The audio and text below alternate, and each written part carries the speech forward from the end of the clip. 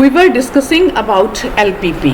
LPP linear programming problem. Linear programming problem में मैंने आपको बताया कि हमें इंपॉर्टेंट कंसेप्ट्स पता होने चाहिए. सबसे पहले why it is called LPP.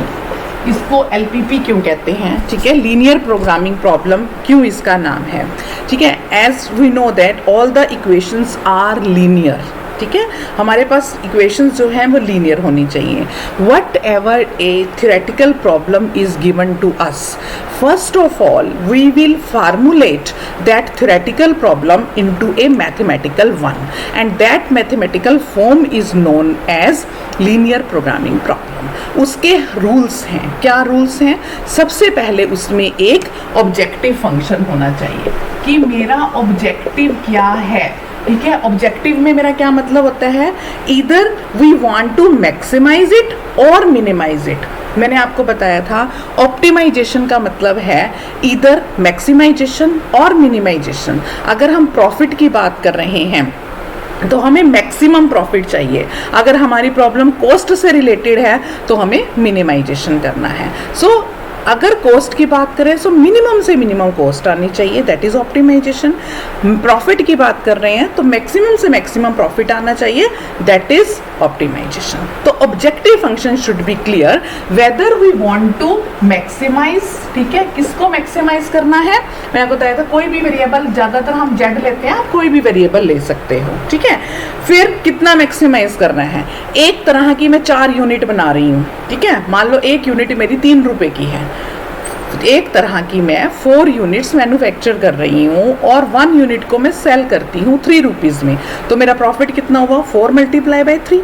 तो जितनी यूनिट्स मैं कंज्यूम करूंगी, लेट इट बी x1, ठीक है, और उसका प्रॉफिट कितना होगा? 3 रुपीज़ होगा, तो वह 3 से मल्टीप्लाई हो जाएगा, ठीक है.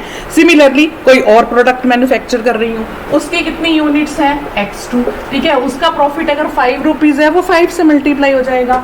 नेक्स्ट अगर मैं कोई और यूनिट कर रही हूँ x3, उसका प्रॉफिट 10 रुपीज़ है, 10 से जितना होगा. तो अगर हम उस सारे प्रॉफिट को प्लस कर देंगे सो टोटल जेड में आ गया. तो जेड को हमने मैक्सिमाइज करना है, मैक्सिमम से मैक्सिमम हमने कितना प्रॉफिट लेना है. सो इस तरह से हमने अपना ऑब्जेक्टिव फंक्शन क्लियर करना है. So you should know how to define what is objective function. अब इस ऑब्जेक्टिव को अटेन करने के लिए मेरे पास कुछ लिमिटेशंस हैं कि वो यूनिट्स कितनी होनी चाहिए, कितनी मशीन से होकर जानी चाहिए, कितनी लेबर लगनी चाहिए, कितना टाइम लगेगा, कितने दिनों में कंप्लीट करना है.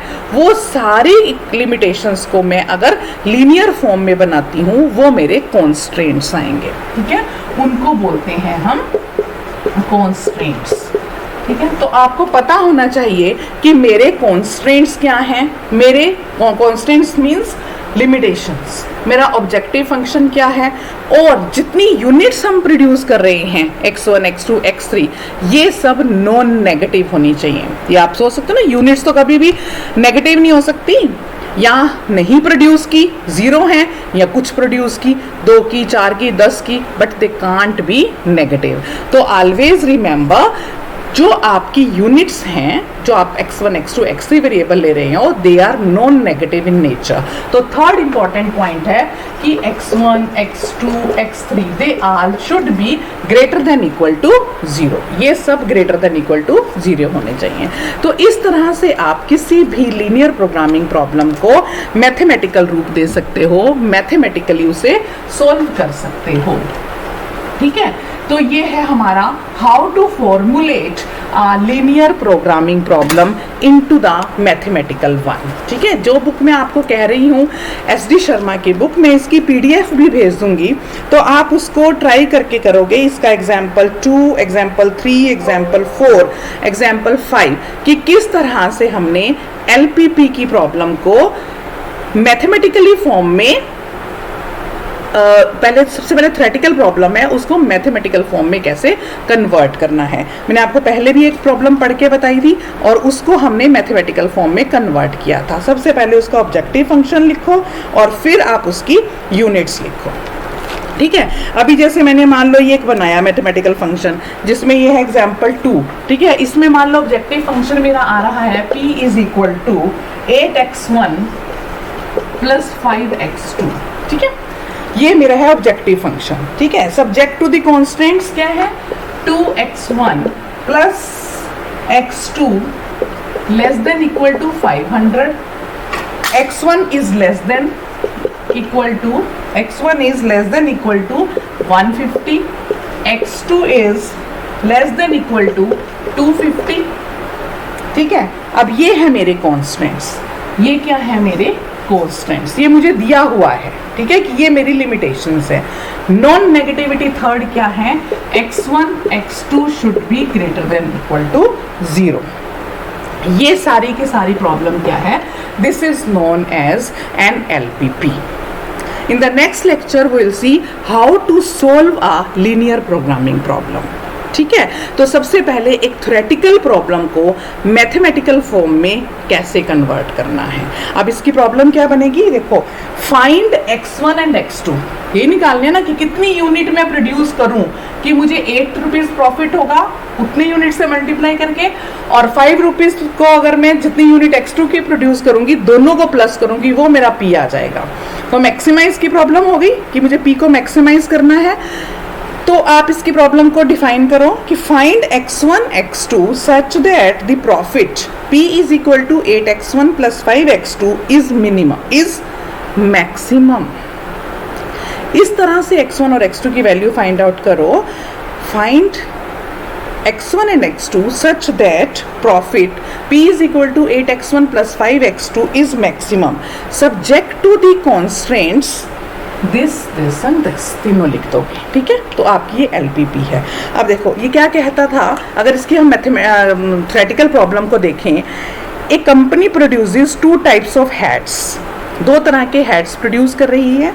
Each hat off the first type requires twice as much the labor time as the second time, ये मैंने कहा 2 times the first as compared to the second, ठीक है। If all hats are of second type only, the company can produce a total of 500 hats a day. The market limits daily sales of the first and the second type to 150 and 250 hats, assuming that the profit per hat is ₹8 for type A and ₹5 for type B, ठीक है। Formulate the problem as a linear programming problem in order to determine the number of hats to be produced of each type so as to maximize the profit। ये theoretical problem थी, इसको हमने इस तरह से linear form में लिखा, mathematical form में लिखा, ताकि हम इसका सॉल्यूशन निकाल सकें। ओके, सो सबसे पहले आपको पता होना चाहिए what is LPP, what is objective function, what are non negative conditions, what are constraints, how to formulate a linear programming problem, ठीक है। ये सारी चीज़ें आपको पता चलेंगी। लीनियर प्रोग्रामिंग प्रॉब्लम होती क्या है, थ्योरेटिकल से उसको मैथमेटिकल में कैसे कन्वर्ट करते हैं, फिर आप कुछ एग्जाम्पल से उसे कन्वर्ट करके देखेंगे। Now we will see how to find the solution of these linear programming problems. So in the next lecture we'll see how to find the solution for a linear programming problem. Okay.